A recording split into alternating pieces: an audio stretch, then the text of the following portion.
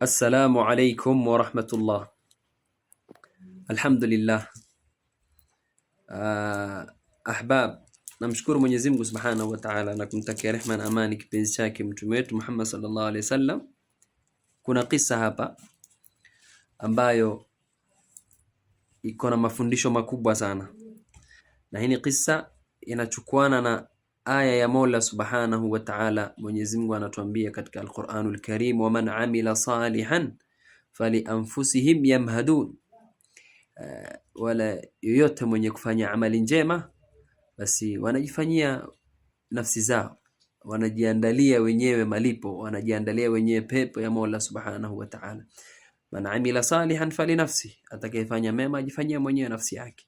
Sasa hii ni kisa, kulikuwa na mjenzi anajenga ujenzi, anajenga majumba, na alikuwa katika shirika fulani na mashallah alikuwa mzuri. Sasa katika ujenzi wake, yule boss wa ile shirika kila wakati akija anamkalifisha yeye ndo anapewa ujenzi kujenga. Katika hiyo hali akawa anaendelea katika hiyo hali, ilifika muda akawa amechoka, akapeleka ombi kwa boss kwa shirika ile, bana, mimi nataka niache kazi nipumzike sasa.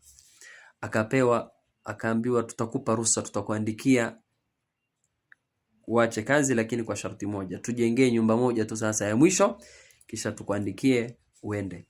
Huyu jamaa si alikuwa amechoka, alianza kujenga ile nyumba bila ya ihtimam, sivyo alivyokuwa kijenga mwanzo, kwa haraka haraka, ili mradi amalize ile afanye nini, aondoke, apewe ruhusa aondoke, aache hii kazi ya kujenga. Bas akajenga haraka haraka. Alipomaliza akaenda kwa boss, bana, mimi nimemaliza nyumba yako, ile nyumba mlionipea kazi nimemaliza, nipeni ruhusa sasa mimi nifanye nini, niondoke, niandikeni.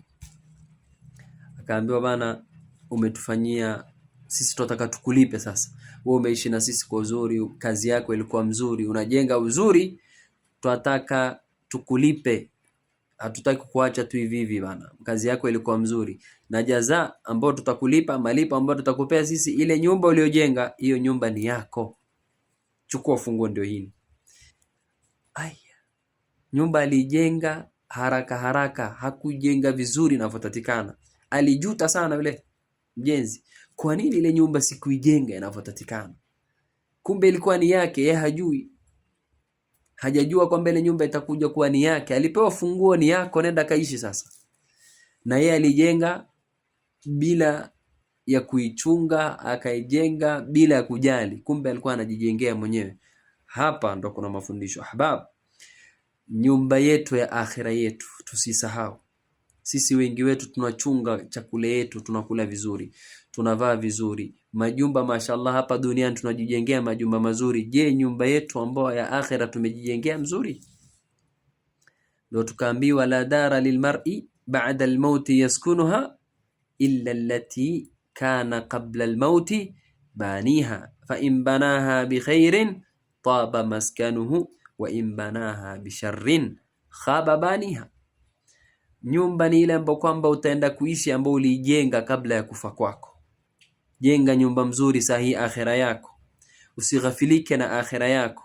Vile unavyochunga chakula yako, unavyochunga mavazi yako, unavyochunga nyumba yako hapa ya dunia, usisahau nyumba yako ya akhira, ahbabi fillah. Kwa hivyo Mwenyezi Mungu Subhanahu wa Ta'ala atujengee hapa duniani majumba mazuri, na ya akhira ndio ni zaidi, atujengee majumba mazuri, tuende tukaishi kuzuri.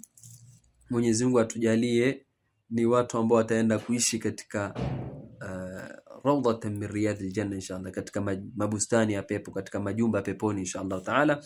Kwa haya machache tuchukueni ibra na hizi visa, tusisahau nyumba yetu. Kama tulivyoambiwa, hakuna nyumba utaenda kuishi ila uliojenga kabla ya kufa kwako. Ukijenga nyumba mzuri, basi utaishi mahala pazuri. Kama umejenga nyumba mbaya, utaenda kuishi katika nyumba mbaya.